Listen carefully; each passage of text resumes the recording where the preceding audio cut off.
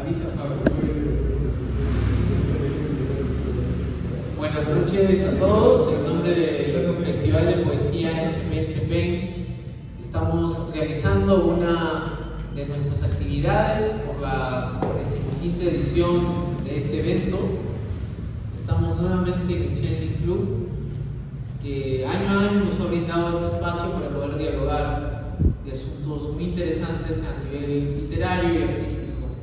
Ahora nos convoca un tema muy amplio, que felizmente tenemos la suerte de poder compartirlo con personas que son muy atentas al quehacer literario de sus respectivos países, ¿no? Como contamos con diversas nacionalidades que están en esta mesa, podemos conversarlo y ver algunas similitudes, algunas diferencias y también algunas particularidades que tiene la poesía contemporánea que se viene haciendo en cada uno de sus países. Decía contemporáneo no por una estética en particular, sino por un tema netamente de tiempo, ¿no? Por un tema cronológico, fundamentalmente. Estoy asumiendo que, por ejemplo, este nuevo siglo se marcó muy delimitadamente con el 2001, con el accidente de las torres, con el atentado de las Torres Gemelas, ¿no? Lo pongo como punto de partida cronológica para poder a partir de ahí, en nuestros respectivos países, formar parte del occidente, ¿no? Del occidente literario también, poder conversar sobre qué corrientes han emergido. Obviamente no se van a poder tratar todas, pero sí por lo menos las que ustedes les tengan mayor atención, ¿no? Y para empezar, porque yo sé que nos va a ayudar también como dueña de casa a hablar de este tema con mayor fundamento, le hago la pregunta a Violeta primero, que luego pasará a los demás. A Violeta Barrientos de Perú, bueno, y perdonen que no los mencioné a todos, Sergio Fazas de México, Eugenia Coiro de Argentina y Fernando Albán de Ecuador, ¿no? Pero comenzamos con Viole para conversar sobre qué es lo que le ha llamado la atención de la poesía peruana contemporánea, qué cosas, qué rasgos distintivos importantes en grueso podríamos reconocer del 2001 hacia hoy. Viole, por favor. Gracias. Me toca dar el medio honor entonces. Bueno, nos ha puesto la marquita del 2001 como inicio de este siglo, ¿no? Yo sentí mucho, coincidió prácticamente con mi regreso de Francia después de hacer un doctorado, y me di cuenta, a comparación de en Perú, por ejemplo, de los años 80, incluso los 90, que se hacía mucho trabajo de poesía grupal y que había mucho recital también, y era una poesía que se leía y que la gente llenaba lugares, como quien va a ver un concierto de rock, y eso era durante los años 80, pese a que teníamos terrorismo, pese a que teníamos crisis económica, ese era el alma un poco de la poesía. Cuando volví de Francia, lo que vi es que ya había desaparecido todo eso, la poesía se había individualizado en libros, no se encontraba para hacer los libros de una librería porque sencillamente el librero no aceptaba libros de poesía, no los quería tener. Había más bien una mayor difusión de la novela, quizás porque ya las editoriales transnacionales habían copado más el mercado latinoamericano, y entonces la poesía estaba como arrinconada. Eso fue lo que noté, como te digo, al inicio de este siglo. Y yo creo que la poesía se anima cuando hay movimiento en la calle, ¿no? O sea, la vi nuevamente teniendo como una función incluso social, y esto cuando se dieron los movimientos feministas del 2016, ya, ¿no?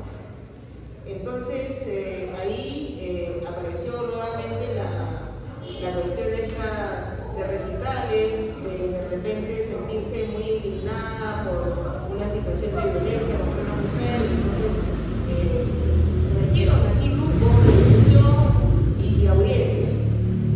Y esta situación que se dio en 2015, 2016, que movió tanto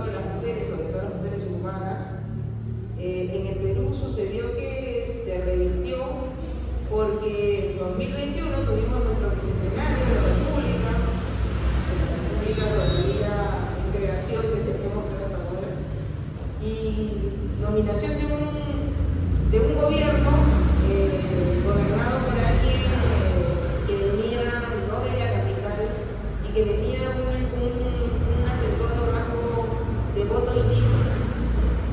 Y la caída de ese gobierno un año después también suscitó, además de que desde la elección ya teníamos campañas así muy racistas, un sentimiento de reivindicación también del indígena, ¿no? Y con ese sentimiento del indígena era buscar nuevamente las lenguas originarias, buscar la reivindicación de otras cosmovisiones que reivindicaran, por ejemplo, la tierra y un nuevo ambiente. Y yo creo que esto que se está dando es muy fuerte porque en el momento actual, a nivel internacional, tenemos pues gobiernos que, con el recién electo Trump, se está configurando una resistencia violenta a los avances que alguna vez tuvieron los derechos humanos. Es como si se cerrara, ¿sabes qué? Siento una crisis de Occidente, ¿no? Si se cerrara el ciclo de los derechos humanos, toda esta cosa que vivimos después de la Segunda Guerra Mundial, que fuimos buenos y bellos, y que ahora ya lo fáctico que es la guerra, lo fáctico que es el dinero, prima sobre eso. Entonces, cuando esas cosas fácticas priman, tú te dices, ¿y qué diablos estaba escribiendo poesía, no? Debo ser un idiota, ¿no? Pero estas causas de resistencia, como te digo, de los pueblos que sufrieron el racismo y que todavía perviven de su modernidad también, que relaciono con los recitales, esta necesidad del mismo planeta de buscar un aire distinto, y esta decadencia occidental, creo que son las nuevas baterías de la poesía, y eso a mí, por ejemplo, me da una particular esperanza. Y aquí me quedo. Gracias, Violet. Merecido aplauso además porque nos da un contexto bien amplio y empata. Yo creo que fui un poco aventurado en ponerle fecha y empata con esto, ¿no? Esta crisis de Occidente de la que hablas empata con esta suerte de hito mundial, ¿no? Donde el choque de las civilizaciones ha creado una tensión nueva, ¿no? En el caso peruano, lo social, como bien decías, hay en México una impronta social fuerte en la poesía. Sergio, ¿cómo tú lo ves? Tal vez tienes otro enfoque. Bueno, yo hablaría de tres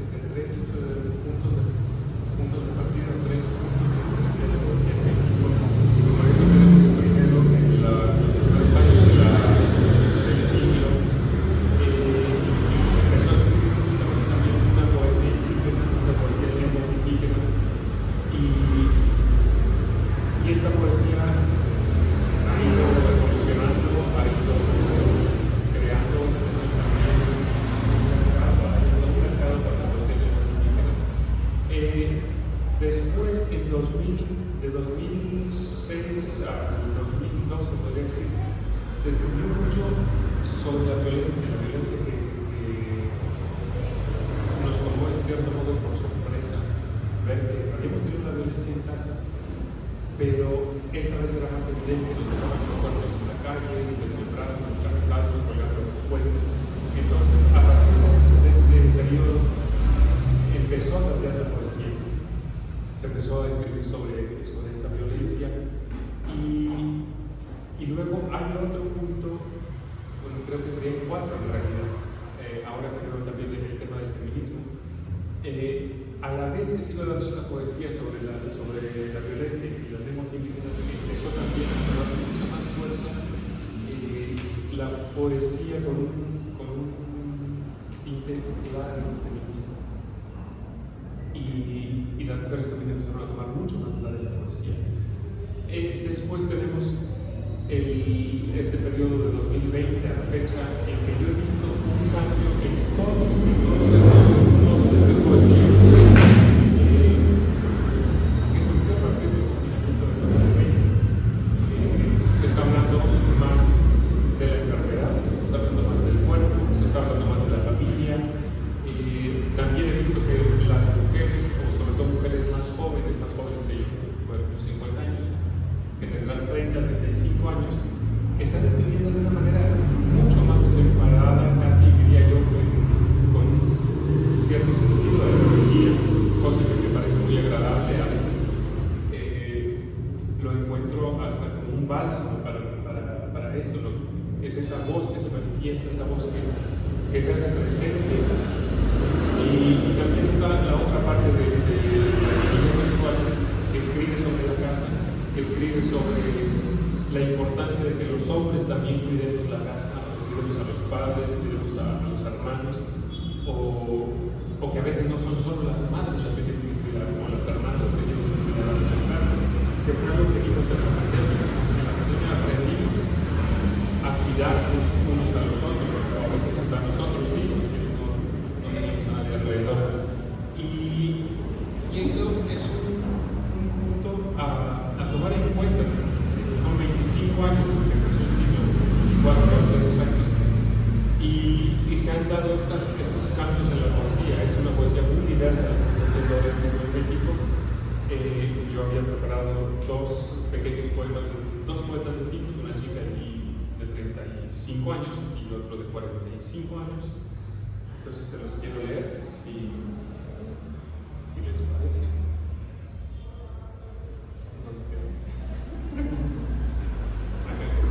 Bueno, este es de Claudia Rangel, es una chica que trabaja con la inteligencia artificial y la lengua. Ella prácticamente le está enseñando a la inteligencia artificial a hablar en español. Hablar en el español con las variantes que tiene México, que son muchas. Y ella pertenece a un equipo que está trabajando en Irlanda alimentando este cerebro, junto con compañeros de Chile, de España, de Perú, Argentina. Estamos todos los españoles en ese laboratorio. Bueno, y ella escribe de esta manera. Al principio, cuando yo la conocí, me parecía, la encontraba violenta, luego la fui conociendo más, leyendo mucho más. Es una necesidad de muchas mujeres, en este caso. El título es Más culero que estar triste. Recorres una casa embrujada mientras las personas que te aman ven por la ventana. Ven las sombras, pero no escuchan las voces. Cuando escuchan las voces, no ven las garras. Aquí, los pájaros tienen hambre, los animales lloran por sus crías, y sus gritos cortan la tierra que se queda estéril. La poesía acaba en un acantilado que traga la voz de las palabras. Aquí no nace nada. Es imposible aprender algo. Y bueno, esto es otro tema muy presente también en la literatura en México ahora, que es la maternidad, ¿no? Cómo se está abordando la maternidad, cómo las mujeres están decidiendo no ser madres, o cuántos hijos van a tener, y eso también lo traen siempre a la poesía, a la novela. Y luego tengo este texto de Ángel Valenzuela, de un libro que se llama En mi nombre un pecador.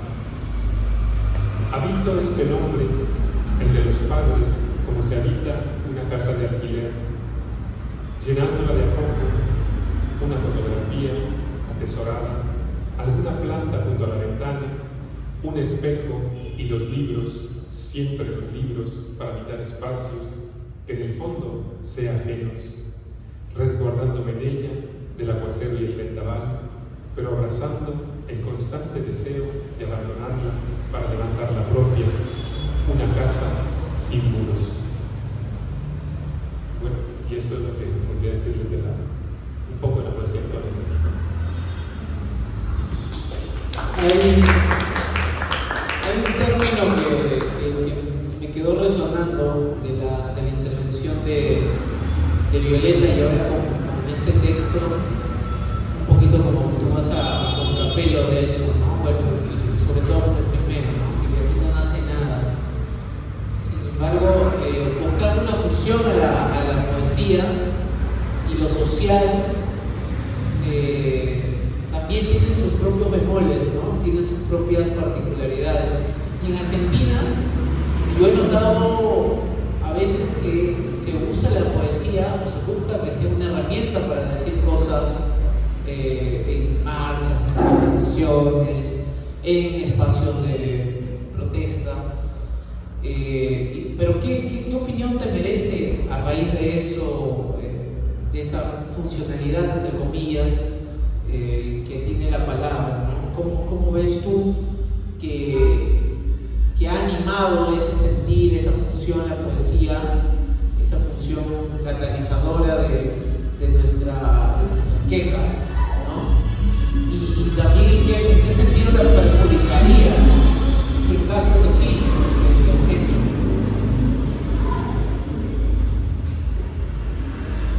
Bueno, creo que es una pregunta un poco difícil para mí.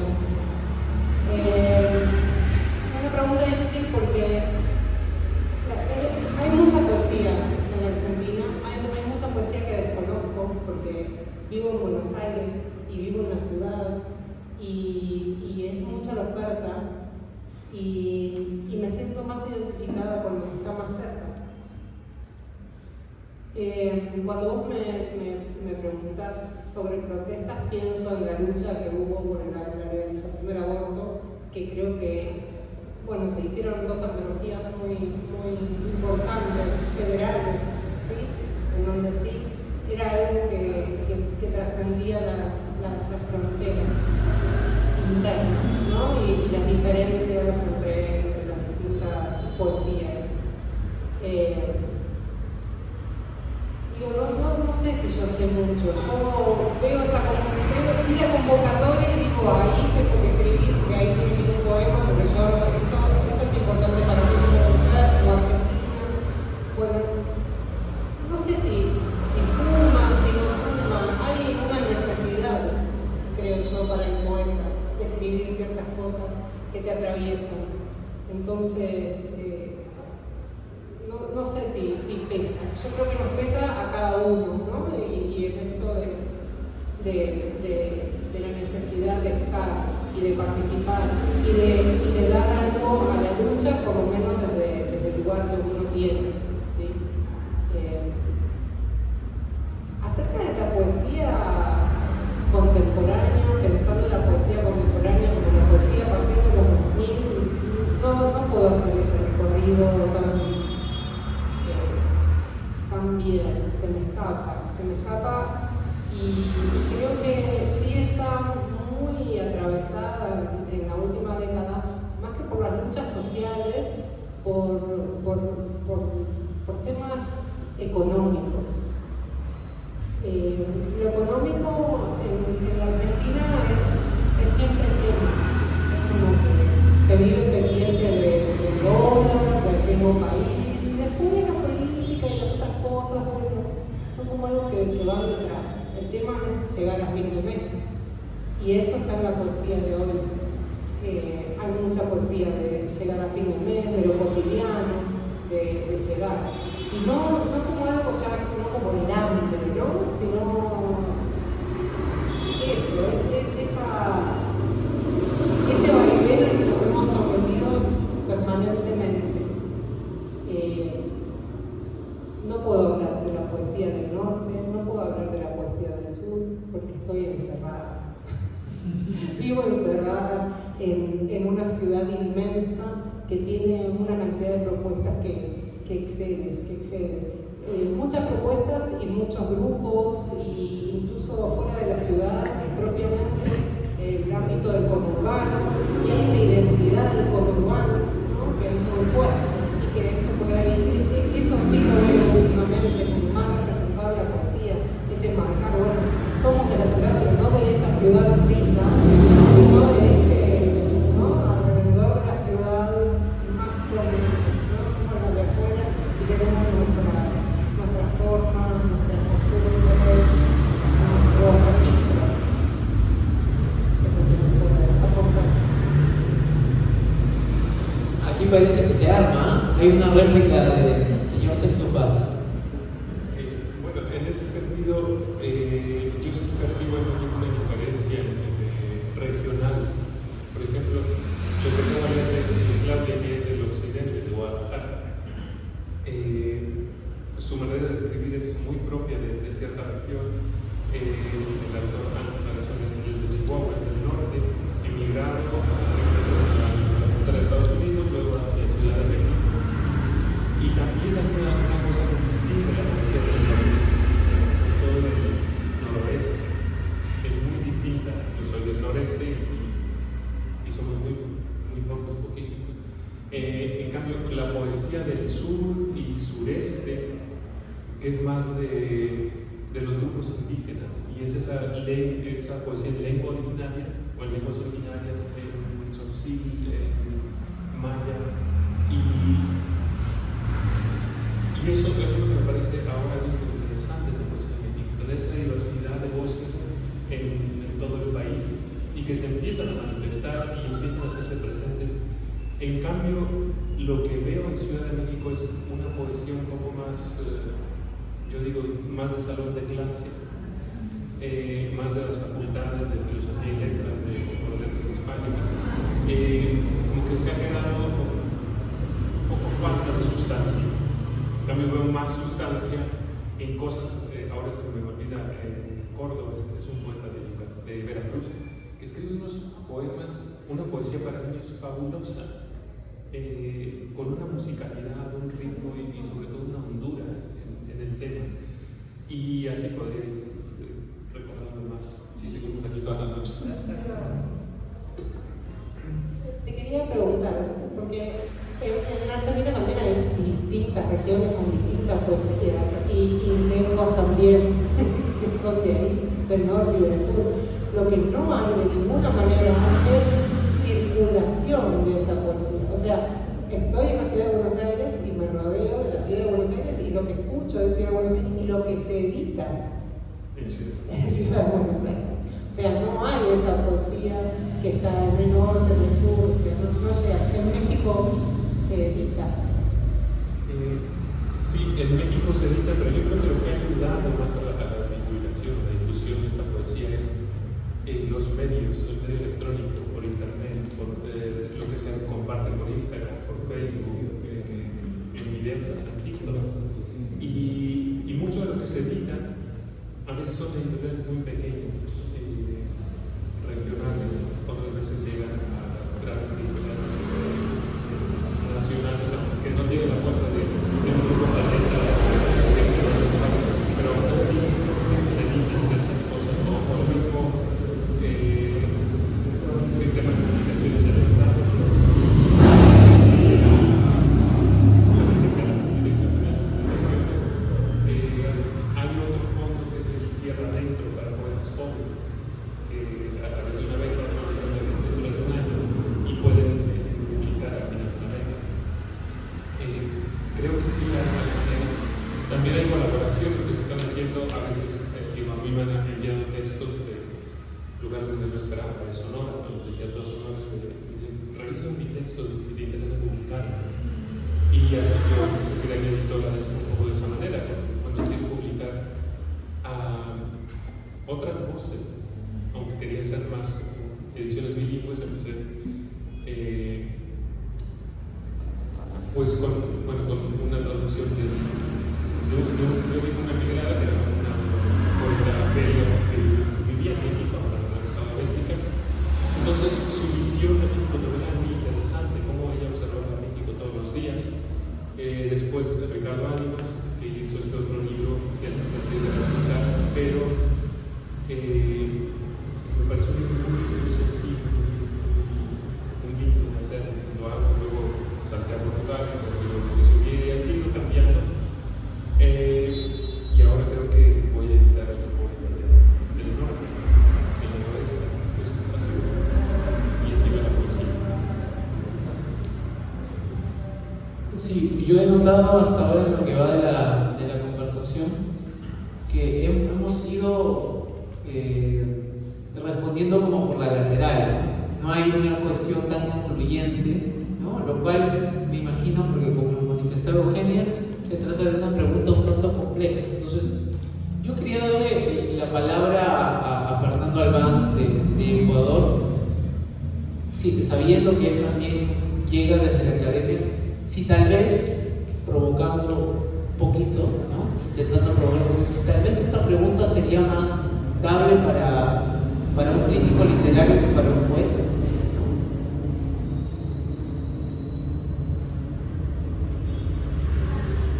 Bueno, cuando me planteaste la pregunta, cuando comenzamos, antes de estar acá, creo que hice algunas observaciones en relación a la dificultad que me provocaba el tema de esta conversación que tenemos el día de hoy, noche. No sé, ahorita estamos tratando de armar, escuchando a los compañeros, como un poco yo también, como tú, estuve en Francia 10 años, realizando mis estudios de regresar en 2000. Venía yo estableciendo una relación con un amigo que es mayor a mí, con algunos años ya, y es uno de los poetas ecuatorianos que está vinculado a una generación de escritores que tuvo un gesto, desarrolló un gesto poético, yo diría extremadamente exigente en el tema de la escritura poética. Me voy a explicar un poquito más claramente al respecto. Pero bueno, el proyecto era hacer una revista cuando regreso al Ecuador, y el grupo de escritores con los que yo trabajaba eran personas que él conocía, jóvenes, más jóvenes, puesto que Iván es profesor, ha sido profesor de literatura, etc. Pues había algunos estudiantes o que habían sido estudiantes, yo no los conocí. Entonces regreso al Ecuador en el 2000 y sacamos una revista que se llama Un País Secreto, que causó una ligera conmoción en una revista extremadamente sofisticada, con un papel que nosotros contábamos de Colombia, de un diseño increíble. Uno de los números hicimos una dossier de la poesía peruana. Yo considero que el Perú es un país en donde hay poetas. Yo pensaría eso desde ayer. Y publicamos este dossier con poetas de Botaná, de Blanca Varela. Entonces, el propósito del País Secreto era volver a visibilizar a poetas en el Ecuador de una generación ya anterior en el Ecuador. Carrera Andrade, Garbote, César Carrera Andrade, Escudero, fundamentalmente una generación que va del principio de 1910 hasta 1960, 70, y que son poetas que tienen una, voy a tratar de resumir de manera lo más precisa posible. Me parece que son poetas que tienen una especial preocupación por el lenguaje, por el ejercicio de la escritura. Como todo escritor, son seres que están angustiados por el sufrimiento, por la alegría, por el padecimiento de los otros, etcétera, todo eso, y sobre sus propias alegrías y felicidades, pero son escritores que escriben un poco, o escribían separados un poco. Si hablas del dolor, había una separación entre la expresión del dolor de la propia persona. El problema de ellos no se venía al hecho de la escritura. El hecho de yo vivía enfocado de manera, como decirlo, muy difícil, no hablar de eso, en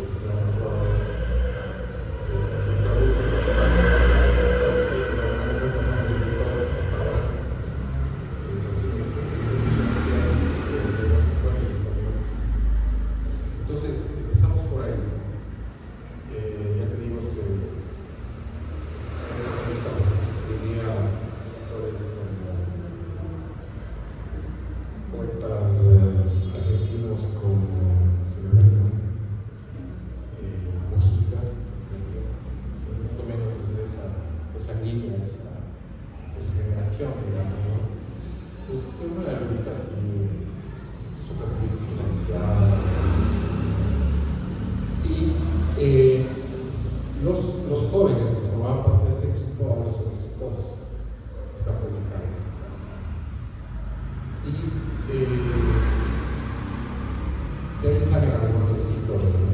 Pero en relación a ese momento, inicio de los 2000, que nosotros llamamos País Secreto, una de las cosas que yo veo en el Ecuador es que hay una presencia mucho mayor de las mujeres. Sí, hay muchas más escritoras mujeres que antes. Hay un grupo, por ejemplo, de escritoras que forman un colectivo que se llama El Puño, o sea, es el nombre. Muchas de las cuales están siendo publicadas en España por algunas editoriales españolas independientes. Candaya, Amador, etc. Las publican y son algunas, ¿sí? Son feministas, tienen un ejercicio poético donde la palabra es un tema ligeramente. Están casi grito,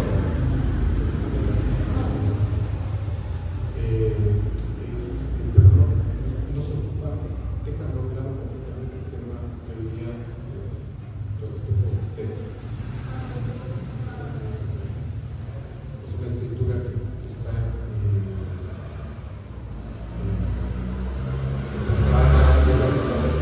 que quiere provocar un efecto y hacerlo de manera violenta. Y también hay como una hay una exaltación también del cuerpo. Del lado del cuerpo, siempre es el cuerpo el que adquiere ahorita en este momento esa principal.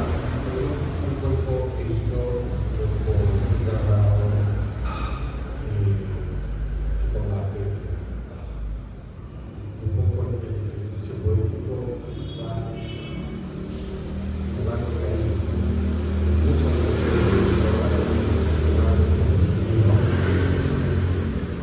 creo yo que también va a ser ajustado a una nueva generación sobre la base de lo que ellas dejan, las mujeres fundamentalmente, que es una generación que escribe ya y ellas también de alguna manera en el contexto de las redes. A mí me parece que de las redes es fundamental en la escritura política. Porque creo que hay, por un lado, especialmente en las últimas generaciones, ¿no? Creo que hay una exaltación del yo, del ego, una búsqueda de provocar efectos de manera inmediata en la disidencia. A partir de ahí provocar un efecto de manera inmediata, una especie como de afán de conocer. Está suscitado.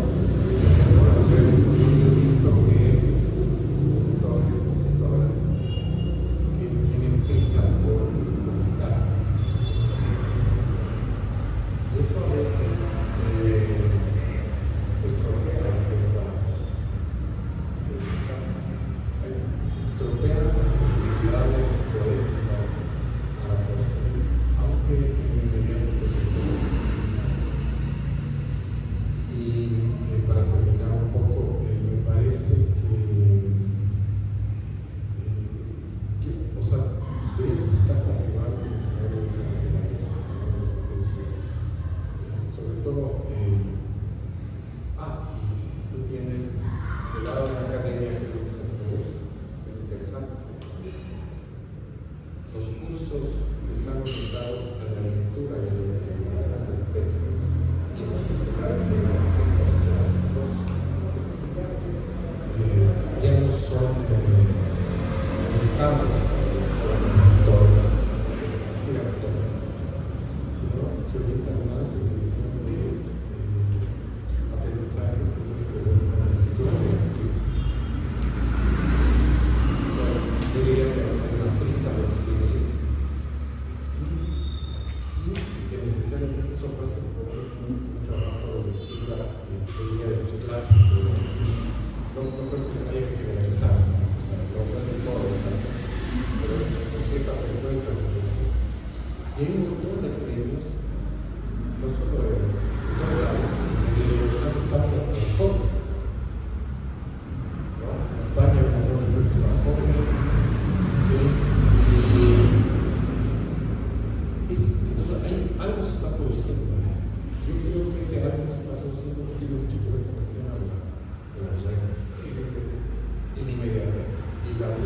está ansiosa de leer el conocimiento. Esta es la dinámica de las redes. Entonces, claro, a veces esta clase de conocimiento se hace con la silencio, ¿no? Es como que hace, y de pronto me parece que se podría una evaluación de ese tipo de verificaciones que son válidas, pero que se analiza un poco el tema. Me parece, yo vería, pues, yo propongo esto desde el recorrido que nosotros hicimos la lengua académica de estos poetas de nosotros lo que veíamos se ve cada vez menos. Y que más se ha conservado es esa gravedad, que es el más cercano, digamos, en el estilo gallego. Bueno, son recubrimientos que se nos ha puesto, por ejemplo, de Gracia, impresionante, casi volver esa tabla casi llega a silencio. Entonces, este es un programa que tiene textos de la crónica de Indias, que son enviadas por su condición personal. Solía habitar los parques de la ciudad, dormía en el perperio, es decir, un personaje extremo, sumamente cognitivo y polémico, y muchas escrituras extremadamente fuertes. Está como todavía leído, digamos, cuando ordena difícilmente saber nada, etc. Y yo percibo ese panorama.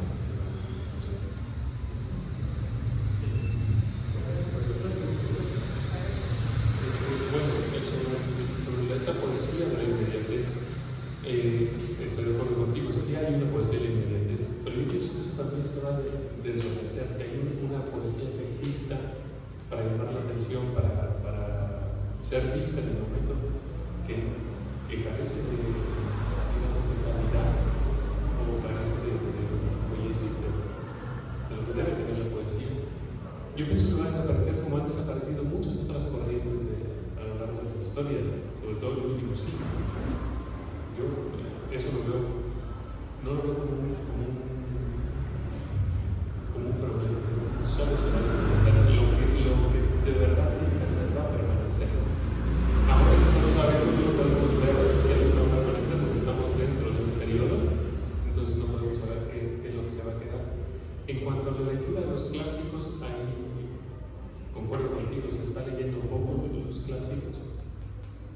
Hay una cosa que me disgusta también, que es esta reelaboración de los clásicos como los griegos, rehacer una digna, rehacer una Ifigenia y haciéndolas, yo digo, conveniente al momento histórico que se está viviendo y solo toman ciertas partes de la obra, no toman la obra por completo, no hacen el análisis completo de los personajes. Ahora mismo están contando y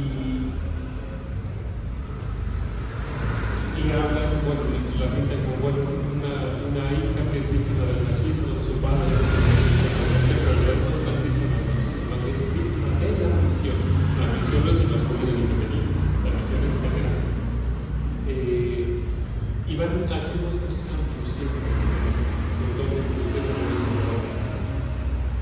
en Macbeth, han hecho algo con Enrique VIII. Yo digo, bueno, pero ¿qué necesidad? ¿No? ¿Qué necesidad hay de hacer esto? ¿Por qué no realizan la obra a fondo? Y lo mismo en la reinterpretación, hay reinterpretaciones poéticas que no tienen nada de poéticas, que son pamfletarios más bien. Y bueno, eso yo también pienso que se va a desvanecer. No es algo que a mí me preocupe ese tipo de trabajo. Digo, se va a desvanecer porque esto pasa, todo esto pasa, como hablábamos ayer del lenguaje. Es una cuestión de moda que va a pasar también. Sí, para... Solo una cosa, esto es muy grande, que hemos escuchado ahora las lecturas a todos, muy conmovido. Me parece La selección estuvo buena. muy buena poesía. Ahí ya para ir volviendo y cerrando también esta mesa, que ha sido fructífera a pesar de que el tema ha sido tramposo, ¿no? Jorge Hurtado, que también siempre es picante y va a la ayudar, nos va a Sí, decir... yo creo que la poesía, creo así, de inicio del siglo XXI, bueno, también fue el proceso, ¿no? Creo que el Perú, el proceso de Argentina, de Ecuador, de México, han tenido otro tipo de procesos también así, como colectivo, como país, ¿no? Por ejemplo, acá en Perú hubo una poesía, o sea, un trabajo de la poesía del post-conflicto, ¿no? Que tenía ahí un trabajo así, de varios escritores, porque en sí, yo creo que la subjetividad también se fue medida, ¿no? Después del conflicto armado interno que hubo en Perú. Pero también así es una característica que en sí eso nos incomoda a quienes nos hemos formado como lectores de poesía canónica, ¿no? Yo creo que estamos vinculados al canon, ¿no? O sea, lo que he escuchado, el tema de la preocupación sobre el tema de la banalización del poema, ¿no? Que buscamos que sea perenne, ¿no? Una visión así válida, también porque también yo me he formado así como lector, ¿no? Como amante de la poesía, pero también así yo creo que también las últimas décadas hay una permanente exploración del lenguaje desde lo inmediato, ¿no? No se busca que sea pues algo pues como Vallejo, ¿no? Canónico, ¿no? Yo creo que en sí se busca más inscribir cuerpos subjetivos, ¿no? De la palabra, y no querer perennizar, ¿no? Igual como pasa en el arte, ¿no? El arte así por ejemplo, hay, hace poco he visto, por ejemplo, exposición de cultura de Digna, en Lima, y las obras de arte no son así, que se busca que se perennicen, ¿no? Son instalaciones, no se busca que sea la gran obra de arte, ¿no? Yo creo que también así en la poesía, también es una búsqueda que no se pretende así hacer el gran libro, ¿no? De poemas, ¿no? Nadie va a pretender, bueno, muchos, ¿no? Los jóvenes no pretenden, creo así, hacer el trilce, hacer los sonatos negros, ¿no? O poemas canónicos, ¿no? Creo que en sí hay una búsqueda diferente también, así es el de poesía ahora, ¿no? Por el tema del cuerpo, ¿no? El cuerpo sí cuando la mujer habla sobre el cuerpo o las disidencias, no hablan de yo, ¿no? Sino hablan de un cuerpo colectivo, un cuerpo herido, un cuerpo que ha sido, puede ser sometido por el poder, ¿no? Que también el canon así hemos aprendido bastante, es también el canon así está bajo el poder, ¿no? Cuando leemos así buscamos lecturas canónicas, un canon poético, que acá puede así en el grupo, el canon así bien marcado, por quienes valían así quién es y quién no es, ¿no? Parte del canon, ¿no? Y así hay muchas voces silenciadas, muchas voces apartadas, ¿no? Por ejemplo, así hay poetas disidentes, hay poetas obreros, ¿no? Que han sido desvinculados de cierta poética o de cierta historia de literatura, como León Sobuelo. León Sobuelo así fue silenciado por más de 50 años y recién así cuando cumplió 100 años, ahora le han hecho un homenaje por su poesía, ¿no? Pero publicaron en los años 70.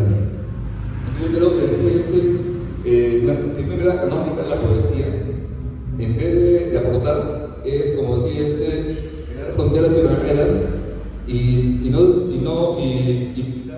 la nueva propuesta poética, ¿no? Igual también las mujeres cuando escriben así, por ejemplo, que tienen, por ejemplo, a textos o que tienen cierta reminiscencia a Anne Carson, ¿no? Anne Carson, alguien que ha traducido del griego varios textos, y muchas personas se pueden ver una cierta partir de ahí, ¿no? Vos también así parte también de una edición del pensamiento, ¿no? Por ejemplo, de la ecología, de la simpóiesis,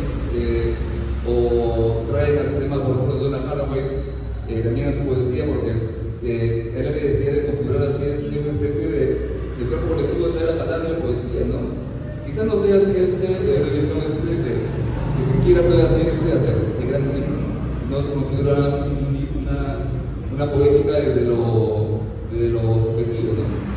Y que no buscan así este gran poema, ¿no? Creo que así no estamos de acuerdo. Creo que ahora es un gran poema, no era un gran libro de poesía. Gracias Jorge. Bueno, no sé si alguien tiene algo que decir sobre esta reflexión que nos ha hecho Jorge, digamos ya para cerrar. Viole. Bueno, estaba pensando en lo exquisito de la poesía, lo clásico, lo efímero, que acabas de mencionar también, el valor de lo subjetivo. Y estaba recordando una pregunta que me hicieron hace poco en un congreso internacional y me dijeron, ¿y qué pasa con la crítica literaria peruana? Ya no existe. Entonces nos quedamos en Cornejo Chávez, en Cornejo Polanco. Me preguntaban ahí los colegas y sí, pues, me pregunto, no sé qué haya ocurrido en los países de ustedes, pero acá sí, ¿no? Entonces, no tenemos esta réplica que ahora he apreciado mucho, ¿no? De los asistentes y de ustedes también, en cuanto a reflexionar, ¿no? Este espacio para poder pensar en lo que se produce, en lo que se escribe, porque de otra manera no puedes mirarte en el espejo ahí diciendo, bueno, está bien. Y yo lo que siento es que aquí como que los escritores escuchamos a los escritores, ¿no?